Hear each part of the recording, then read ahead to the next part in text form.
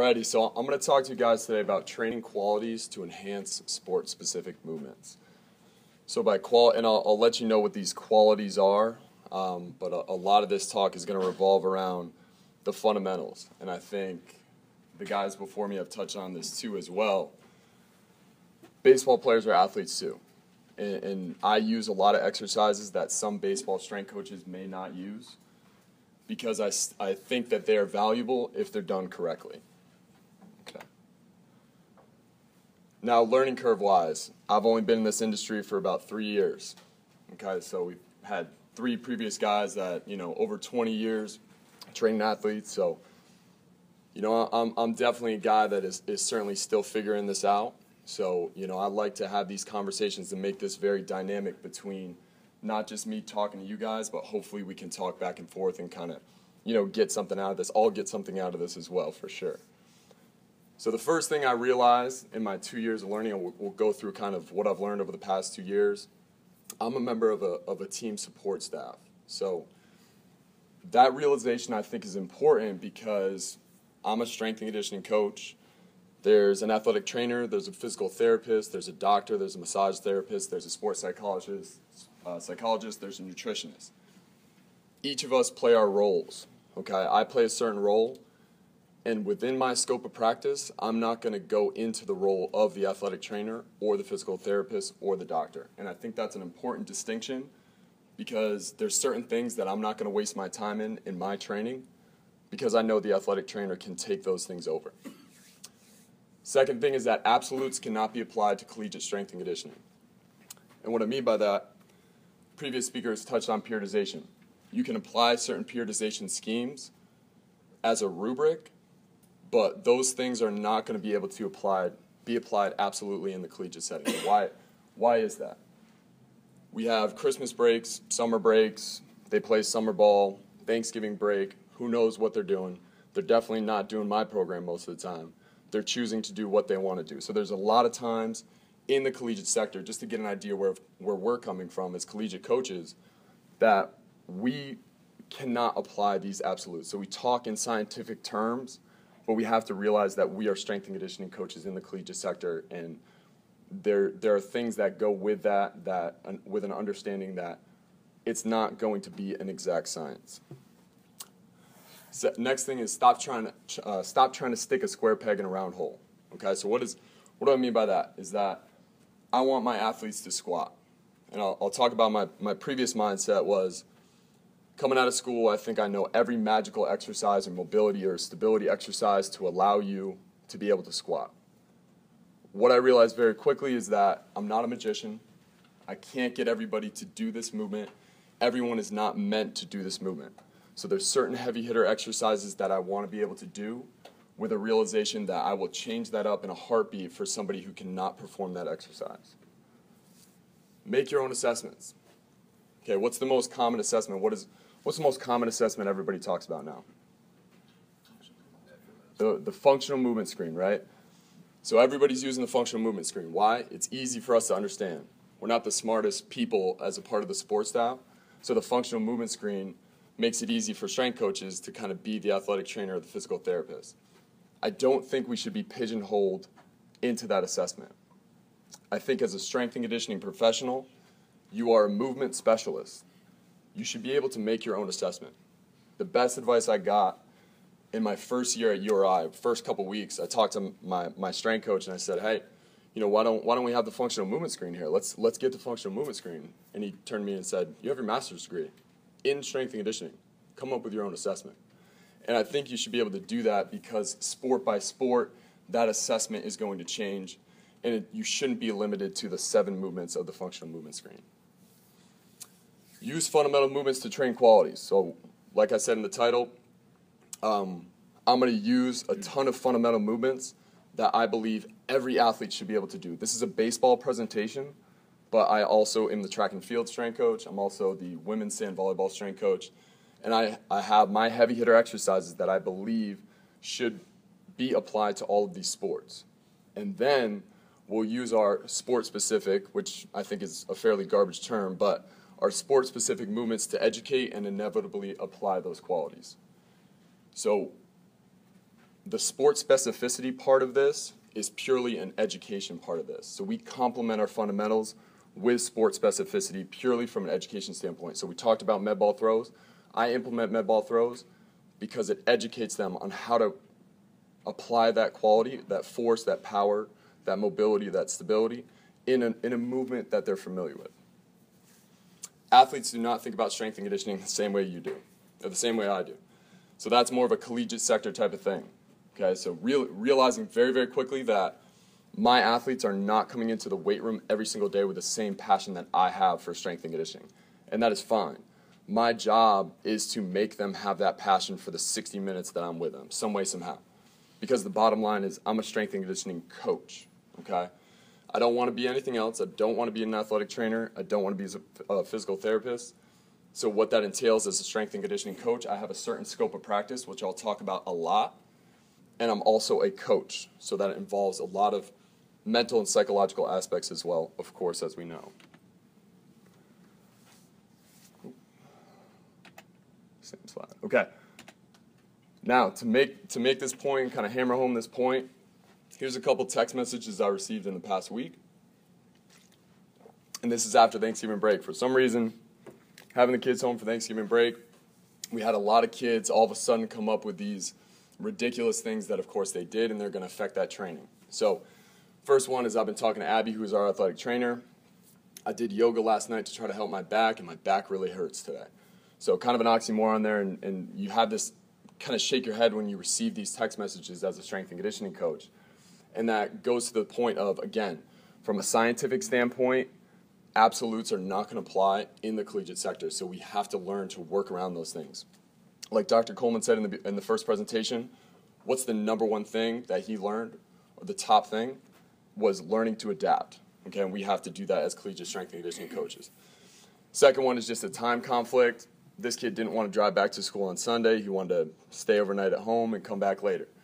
So, you have all these issues, and we think we're going to have, these biomarkers and these hormonal effects and assessments, and we're training all the time with me, but sometimes it's like, you just have to get something in. I just need to make sure that you're doing these things, This is great, We got one kid, his boy Dirty G told him it took him 2.5 hours.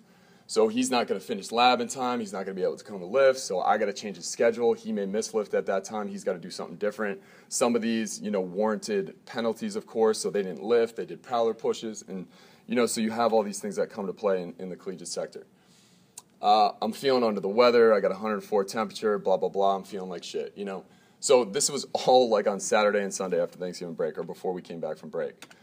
But what took the cake was this one right here. So this athlete hit me up and he said, I've been using this machine and my back feels phenomenal.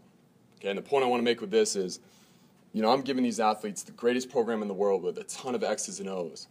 And this is what you're dealing with. So a big part of this presentation, I find myself being more of an educator now than a coach. I need to educate my athletes to know why this may not be the best thing for you, and I'm going to replace it with something that can have this same effect that's going to abide by what I call the joint-by-joint approach, which I'll talk about. So this is not a movement that I want them to be using, of course. As far as programming strategies go, so we'll get into the X's and O's first. To kind of understand my mindset when going into my program. Quote from Eric Cressy. Okay, we talked about Eric Cressy already. I do not contraindicate exercises, I contraindicate people. Now, what does that mean? It means I'm going to use exercises, or I'm going to have my heavy hitter exercises for everybody, but with the understanding that certain individuals can't do certain exercises, not an entire team. Just because baseball players we think they have, every baseball player is limited at their hip, they're limited at their shoulder, this, that, and the other thing. They have a ton of asymmetries. Certain people have that, or certain baseball athletes have that, not every single one. And me, as a strength and conditioning professional, needs to determine what players can use certain things and what players cannot. But it's not an overlying or a blanket statement for all baseball players. All right. So when I write my program, this is what I think about. Exercises shall abide by the joint-by-joint approach when done correctly. Now, are we familiar with the joint-by-joint approach? Who's not familiar with the joint-by-joint approach? So when we talk about the ankle, what is the ankle? Just so we're awake, to test if we're awake. The ankle exhibits what quality? The ankle is mobile. So what is the knee? The knee is stable, the hip is mobile, lumbar spine is stable, thoracic spine is mobile. We go up the chain. So we have this alternating mobile, stable joints as we go up the kinetic chain. Now, why I put this in here is this. The emphasis is how important it is that technique has to be perfect. And this is why I replace movements all the time, because all of your exercises probably abide by the joint-by-joint approach. You're not deadlifting with a rounded back. You're not bench pressing or doing push-ups with bad lumbar positioning or whatever it may be. So when done correctly, you abide by the joint-by-joint approach and your athlete is safe. So everything has to be done perfectly. Strength coaches talk all the time about technique-oriented lifting. But are you applying it? Because if you don't, you're setting your athlete up for injury, and you're not getting the training adaptation that you think out of that exercise. Allow periodization to supply the rubric. So I touched on that before. It's only a map. It's going to change throughout the year. Have a plan for live alterations. So that goes to my point of being your own diagnostic tool. As a strength and conditioning specialist, as a movement specialist, you are certified to be a specialist, to understand what could change in your program, and you need to change that on the fly a lot of times. If you pigeonhole yourself into a functional movement screen progression, you might be wasting that athlete's time a lot of the time. Either you can progress them faster, or you need to kind of take another road, and you need to determine that in your program. And that needs to be every training session. Speak the same language. Now, Ethan talked about this, and I thought that was great. The way he talks about the certain positions that you want to get in prior to adding resistance. So when I talk about speaking the same language, I have freshmen come in, and I'm speaking a foreign language to them. They don't understand what a clean is. They don't understand what setting a good postural position is. So how do I allow them to speak the same language as me? And that's where I talk about educating our athletes. So if I speak the same language, and I'll give you an example of how I do that. So when we teach the clean, when athletes come in, even if they're upperclassmen, because they're going to forget how to clean by the time they get back in September, we go through I talk to them in positions. Okay, so during our warm-up, as an example in the clean. So if we start from the top down, we start from a hang position. Position 1 for us is a slight knee bend, is that high hang position. So I call out position 1. They know what that entails.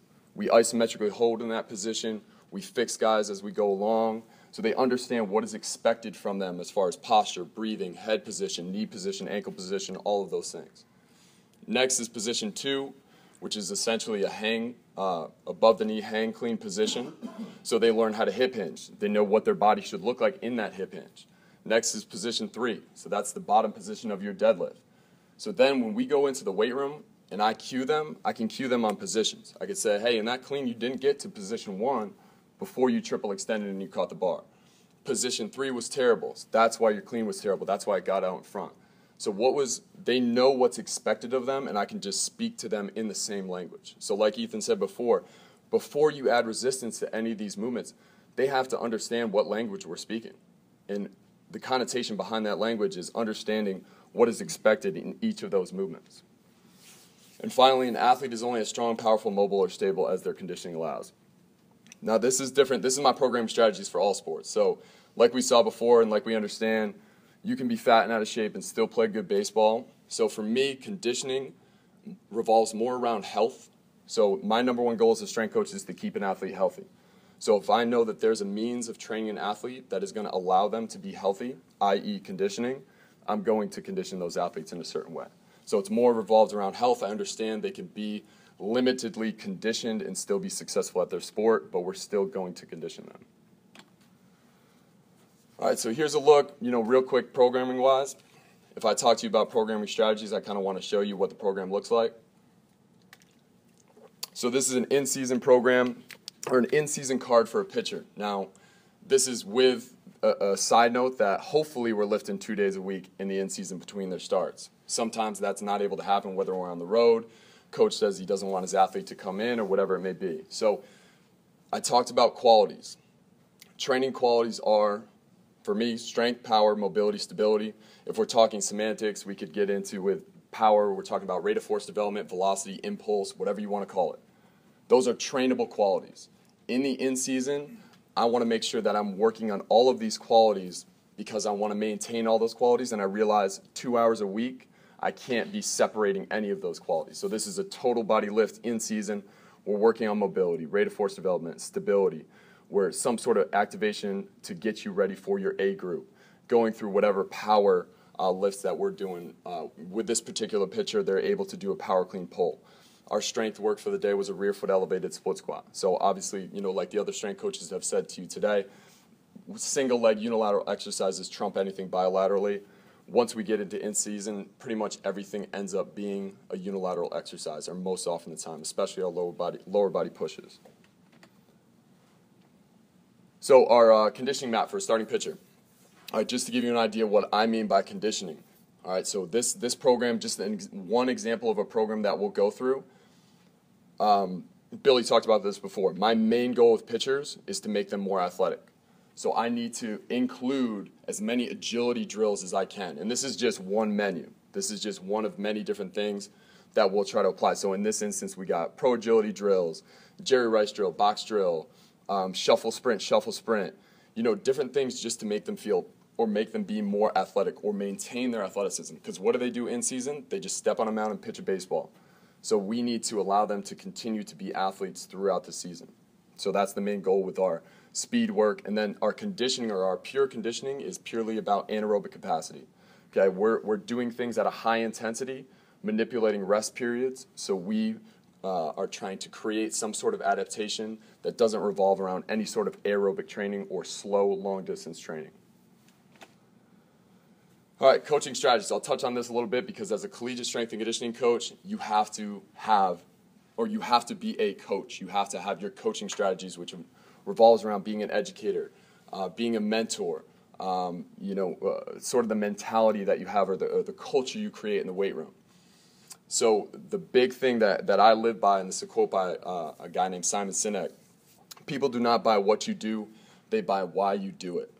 Okay, so if you start with somebody and you tell them what to do. So if I say to an athlete, this is what we're going to do, exercise by exercise. Okay, this is what we're going to do as a baseball player. They don't care about the what, they care about the why.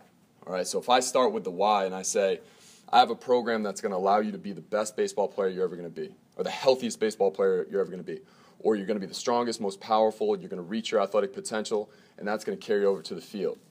This is how we're going to do it. These are what the exercises are, or these are what the exercises that we're going to do.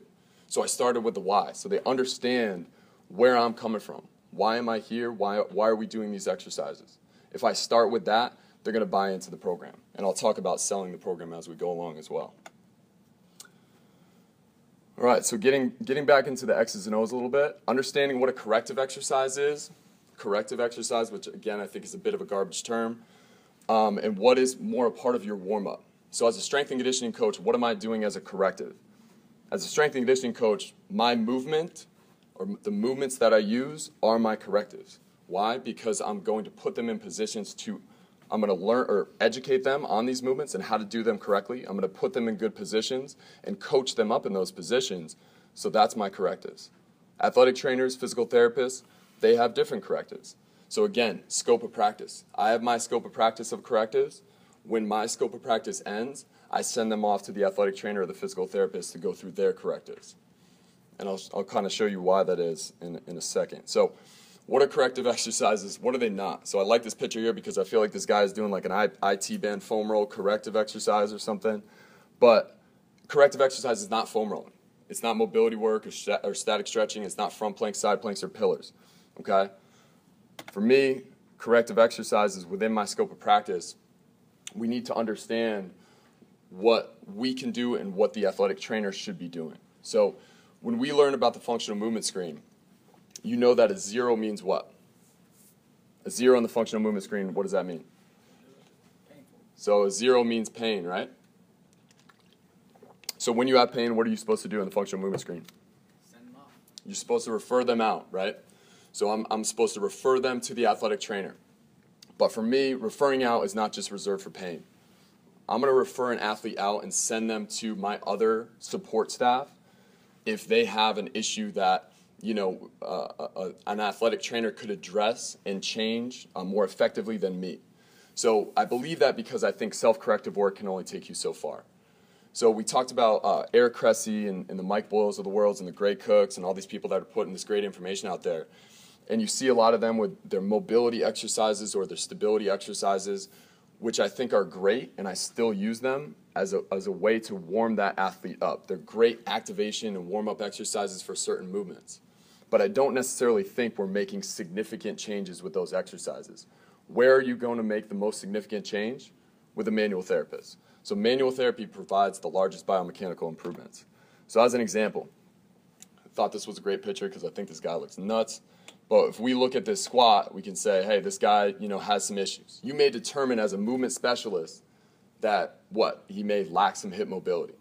So what are we going to do? As the magician that I am, my first year in strength and conditioning, I'm like, I'm the David Blaine of this. I'm going to get you in the best hip mobility program in the world, and we're going to do all these exercises here. And then you're going to look like this, okay? You're going to look like the best baby squatter in the world, all right? And that's a perfect squat, right? But that's not going to happen, all right? That's probably not going to happen by doing this hip mobility program. Maybe you'll make some change, okay? I'll give you that in some people. But what I want to do with this guy, I may say, let's check out the athletic trainer. Let's go, our athletic trainer Justin. We're going to go see Justin. We're going to see, let's have him put his hands on you and see what he can do to adjust your biomechanical deficiencies. Now that athletic trainer may come back to me and say, hey, I don't really see an issue here. You're a bad strength coach. And I'll say, okay, fine, I need to coach this guy up better. Or he may say, wow, I'm glad you brought this athlete to me because he's limited here, here, and here. Let's get coordinated on a program so I can do some releases. I can do some hands-on mobility work and make a significant change for this athlete. And that's when I think we end up improving that movement. Okay? As a movement specialist, again, you need to know when you need to do this and when you need to just simply be a coach. But I think knowing, again, where your scope of practice is and where it ends, I think that's very, very important, and utilizing your support staff effectively. All right, so I'll give you some examples here. First, a lower body push. I think we should still back squat, all right? Or I want my athletes to back squat. And like I said, if they can't, they can't, but the only way they're going to back squat is if they can do it like this. Okay, so they know how to set a position. They know what proper depth is. They know where their knee position is. They know the torso, head position, elbow position. All right? So the point I'm trying to make with this slide is when you do something great, I want to continue to let you know why it was great. So I want to take advantage of the fact that that athlete did something really well, and I just don't want to say, oh, all right, cool, let's move on. I want to make sure he knows exactly what he's doing so he continues to do it. So I taught them in the beginning when we went through our language, development, and we're speaking the same language. That same language involved teaching them about diaphragmatic breathing.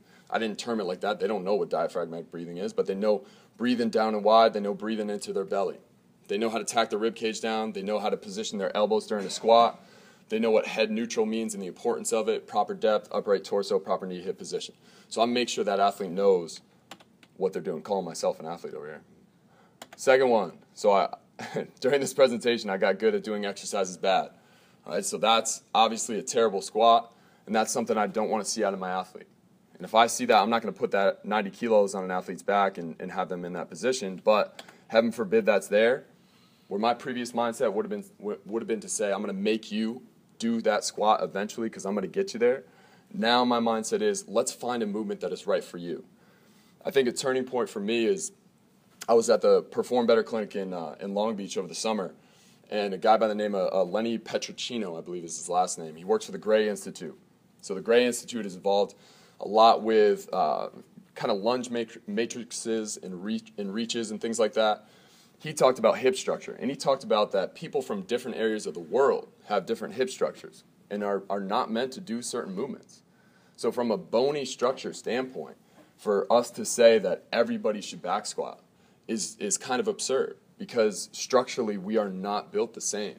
So from a movement perspective, I need to be able to give these athletes many different options because I know that everybody is not meant to do every single movement. So if they cannot do that movement perfectly, let's find a movement that they can do perfectly that abides by the joint-by-joint approach.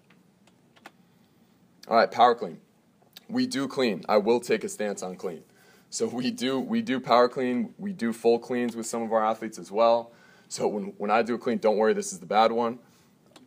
When I do a clean and somebody looks like this, we can't accept it, right? Oh, look at that catch. Beautiful. So my athlete will turn around to me and say, well, coach, I caught the bar. I just power clean 70 kilos. That's great. So the point with this slide is that I don't necessarily need to change the exercise. I need to coach that athlete up. I need to be a strength and conditioning coach, and I cannot accept how that movement looks. So how am I going to coach it up? First of all, I need to understand what a good clean looks like. They understand now because we spoke the same language in the beginning, and they know what's expected of them. We talk about hand, feet position, and I can go on and on and on with the coaching cues. I will point out one cue, though, that I think has changed the game as far as this year with understanding from my athletes. As far as the clean, is think push, not pull. So we talk about power cleans as being a lower body pull. If I cue them to pull, I see a lot of this, horizontal displacement. If I cue them to push, they think about this as a squat, and they get put into a better position. So I've had a lot of changes with my athletes in thinking about more of pushing the ground versus pulling. So we saw a lot of, I also say to them as well, think about this as a leg exercise, or make this a leg exercise versus a back exercise. All right, track and field was terrible with this in prior years. So I had juniors and seniors looking awful, and it was a back clean. It was basically, let me bend down and throw this bar up on my shoulder. And the understanding was not there. And now that we kind of have changed technique and worked on things, and they think about it as a push and they think about it as a leg exercise, they have this understanding. So point being, they got coached up. So the only accepted way to clean, so this is a power clean, like I said, we do full cleans as well, but they need to understand what a good pull is. They need to understand what good acceptance of force is. Because if you're able to produce force, you should or need to be able to accept force as well. That's almost more important. So we go into that clean, and if you cannot do a clean that way and coaching hasn't worked, then we find our alternatives. Maybe you look better in a hang clean. Maybe we clean from the blocks, below or above the knee power clean, because you may have a mobility limitation. Maybe it's a kettlebell swing, or maybe you don't even have the strength or power to perform a resisted dynamic movement, so you're on a plyometric routine. All right, so options for these athletes. Okay, last video I'll go through as far as concepts is selling the athlete. So I prescribe a one-arm or half-kneeling, one-arm kettlebell overhead press. Now, what athlete gives a shit about a one-arm, half-kneeling kettlebell overhead press? They don't really care. It's not a sexy exercise for them. So how do I sell it to them? Because most of the time, if they get into this exercise, again, I do better and better with doing exercises bad. So this is an exercise that looks terrible, right? Okay, so kettlebell concept, if anybody knows anything about kettlebells, this is not something that you want your athletes, or that's not what you want your athletes to look at or look like. So how am I going to allow these athletes or make these athletes do it the right way? I need to sell this exercise that they don't want to do. All right, these baseball players, they want to do arms and forearms. So how am I going to sell this exercise to the athletes? So I can talk about big toe positioning. All right, I probably say this is the biggest cue I make probably on a daily basis, is talking about foot position. So I need them to dorsiflex their foot, drive force through their big toe. Why do they care about that? Well, I'm going to sell it to them as, when you push off and you're hitting and you're pitching, where's the start of that kinetic chain? If you don't have an ability to produce force through that big toe or through your foot, then you're going to have nothing up the kinetic chain. Hip extension, the importance of glute activation. All right, so I'm going to tell the athlete, what do you think drives your movements? What do you think is the most powerful prime mover that drives all of your movements? That's your glutes. So the guys joke about it all the time. They are the best glute ham raisers in the country. All right, because they know the importance of this glute activation or glute strength or in all of those things. Because I pitch it to them in relation to baseball. Core positioning. Okay, so breathing, rib cage, lumbar spine. Why are they going to care about that? Because they want to do abs all the time. So what if I pitch it to them and say, every exercise is an ab exercise? So when I cue my athletes, I say that this is a core exercise first, before anything else. it is a core, every exercise is a core exercise first. So if you're not able to stabilize that position or get into a good position, then you're not going to be able to perform the movement correctly. So basically I'm telling every athlete, this is an ab exercise, make it an ab exercise. Position your core in the right way, it's an ab exercise. Okay, oh, that's great, coach, six-pack. Next thing is importance of a full rep. So in this case, we're talking about scapulothoracic rhythm. All right, so the biggest change I saw in this exercise is when, during our demonstration period a couple weeks ago, we were doing this exercise. I pulled one of the athletes aside and I said, all right, fellas, look at their scap. So I turned the athlete around and I said, all right, so perform a 3/4 of a rep. So he pressed about 3/4 of the way up. And I tried to kind of show them what that scap was doing for the athlete. As Billy touched on, that scapulothoracic interaction is extremely important. So I said, all right, so go through a full rep and show you what that scap does. And this is one of our guys who's very athletic, he's very mobile, so it looked good. All right, so this is what it does in a full rep, and they saw that, and I said the understanding has to be that if you don't have that full range of motion and your scap isn't able to do this through a full range of motion rep, that's indicative of you are using muscles that you're not supposed to be using, you're compensating, and that's going to lead to some sort of shoulder injury or dysfunction. And then you're not going to be on the field pitching. And that light bulb goes off and it's like, whoa, I got to do full reps because I want to do the thing that I love and pitch a ball and play baseball. All right, so selling it to them in that way. Last part is my wrist positioning, as you saw, was absolutely awful. A little bit of a slinky action there. So my grip or wrist position, I sell that to them as, you want a forearm exercise? This is a forearm exercise. If you have a strong grip and a strong wrist during this exercise. So once I sold it to them, this is how we do our one-arm kettlebell overhead press. So they get into a setup position, they got to do a kettlebell clean first. They get into that half kneeling position always in this manner. They set their position. There's no lumbar hyperextension. They don't know what that is, but they know that they can't do it because it's a core exercise first. It's a strong wrist. It's a full range of motion rep. Dorsiflexed on the back foot. All right? So that's the only thing that I can accept in the program. All right, so really quickly get into our what I think as baseball-specific training. All right, and we'll go over some of our shoulder work that we do and how we get specific to baseball, all right, beyond the fundamental movements. All right, so you already know my thoughts. Baseball players are humans that are athletes. They just happen to play baseball. All right, so what does that mean from a fundamental movement standpoint? They should still be able to do these things. Adjustments are made, and this baseball specificity comes in primarily around their throwing program. So it is my specificity simply revolves around the trauma that is happening in that, as Billy said, this unusual movement that we do. They're not meant to throw. So that's where the adjustments have to come in. And like I talked about before, the common issues with the sport are primarily improved by other members of the sport staff. So again, I got to know when correctives and specificity is beyond my scope of practice and the athletic trainer or physical therapist can take over. So again, like I said in the beginning, I'm going to use sport-specific movements to reinforce proper mechanical principles with greater efficiency due to quality enhancement. So in other words, I enhance your strength and power. Now, how do you apply that in sport-specific movements? We're going to use exercises to teach you that. All right, so med ball side throw. This is going to be the best med ball side throw you've ever seen. All right, so is that sport-specific? It's a med ball side throw, right? We use medicine balls. All right, that's sport-specific, right? But I'm not getting anything out of that exercise because it was done wrong.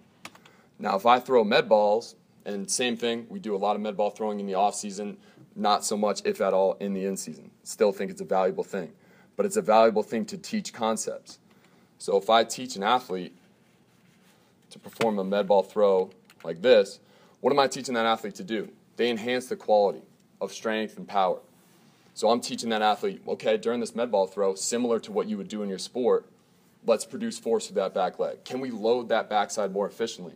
And if we do, now through that lower body push and up through the kinetic chain, you can produce more force. Why? Because we squatted, because we cleaned, and we did those things well. And now you can produce more force, and you can produce a greater velocity in that med ball throw because we got you stronger and more powerful in those fundamental movements. Next example, and I think probably as far as specificity goes, this is maybe a little too specific for some people, but to drive the point across, we go through this pitcher-specific activation series. Now, you might look at this and say, oh, Jesus. But what is the point of this exercise? Can anyone kind of get get a point to why we're doing this exercise? What does that revolve around? What do I want to do first in this exercise? What do you think? Anybody? So we want something to happen first, and that is a glute fire. I want activation in the glute. It's going to be more forceful because we've trained it. I want it to happen first, and then the torso and the arms to follow through. Okay? Teach a concept here. This revolved around developing this warm-up revolved around our athletic trainer having to work with one of our athletes because they weren't doing this. And I think this happens with a lot of people, whether they get injured by it or not. Let's utilize all this force that we've developed in the weight room. Next is perturbations, which again, we're strong and stable in the lower body. This is an example of upper body wise. We've done pull-ups, we've done bent over rows. Okay, so now let's activate and use that strength that we developed in this position, in stability. Stride stance overhead throw. Again, I want certain things to happen sequentially. This revolves around sequential activation. Glutes, torso, arms follow through. So if I can teach these concepts in these sport-specific movements, maybe we can apply things a little bit differently. So this is, you probably look at this and this is silly, and yeah, I think it is pretty silly, but from a warm-up standpoint, I'm teaching a concept, load that back leg, produce more force into the ground, accept a force, because we learn that through our cleans. Okay, so can I educate this athlete on how we can utilize these fundamental movements or these qualities that we've trained? All right, so a quick look into our program. All right, we'll go over this down in the weight room. That's the X's and O's, and this is how we go through it.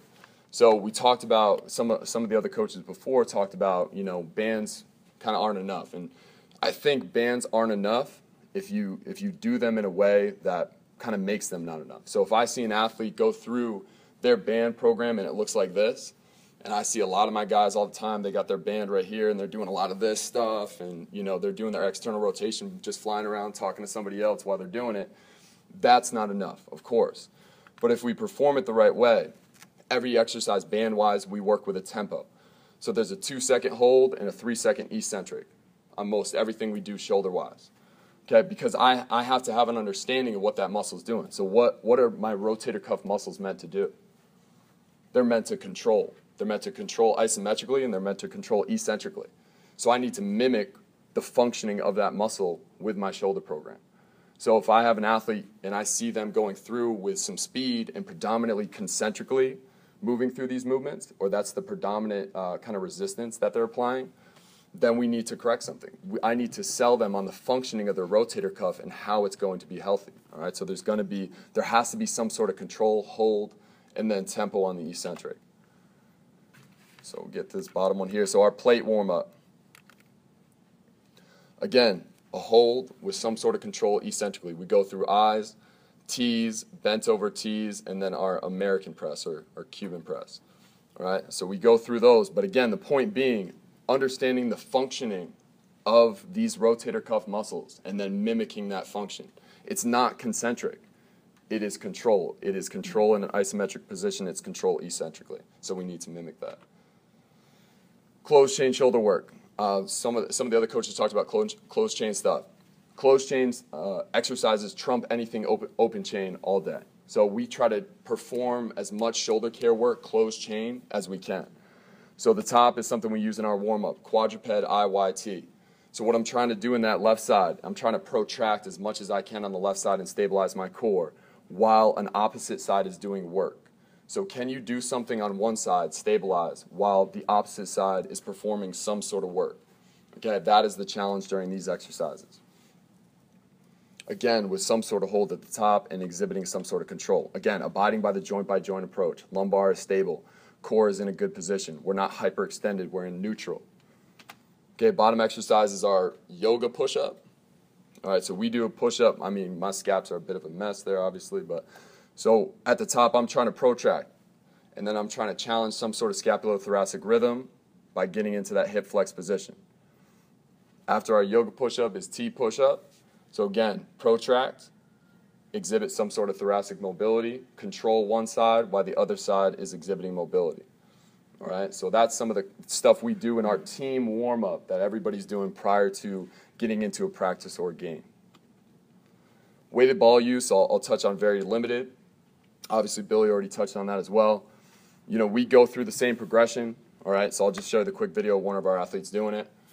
Again, it's about giving the athletes a menu, all right? So I provided them with instructions on how to do this correctly and what would be, you know, a good program for them. If they want to do it, fine. If they don't want to do it, that's fine too. But if their shoulder feels good doing it and they want to continue, which some of our guys have expressed that, then we're going to roll with it. The last part here is just I wanted to post, again, like Billy talked about, you know, we talk about a lot of things, and then sometimes you're like, well, what do you actually do? So this is our whole off-season program from week 1 to 16. So this will, you know, I'll show you where you can find this as well online. But you can just see exactly how this is mapped out from a position player standpoint. All right, so the last, kind of to wrap it up, again, so the take-homes here. Come up with your own assessment, number 1. Be a movement specialist. Challenge yourself as a strength and conditioning coach to be, you know, you learned this stuff, all right, so apply this. You know, apply this in your own manner. Don't be pigeonholed to what somebody else has told you. Apply this individually to the teams that you work for as far as assessments go. Utilize your support staff. Again, I think it's so important, and what I've learned over the past couple of years is to understand my scope and then understand how to utilize my support staff most effectively. Fundamental human movements are your correctives. And then kind of a meathead comment, but get them strong, get them powerful, and get them fast is the bottom line, but we need to do it in a right way. Specify based around throwing trauma. All right, so that's where the baseball specificity, I think, comes into play. And then a conditioned athlete is a healthy athlete. And then the last part, again, be a strength and conditioning coach. Don't pretend to be anything else. I think right now in our kind of age of online coaches where, you know, everybody's posting their blog posts and their articles every day on Facebook, you know, you're a strength and conditioning coach. Don't pretend to be an athletic trainer or a physical therapist, because that's the information I think we're taking in a lot. Understand that stuff, but understand what you need to use and what you can't use. All right, so that's pretty much it. This presentation will be up on my website, performancetraininghq.com. I'm a big social media guy, so get on YouTube. YouTube stuff is useful. Instagram and Twitter, probably not as useful, but it's out there. So, any questions? Anything? At least one question. Make something up? All right, that's it. Thanks, guys. Appreciate it. Appreciate y'all listening.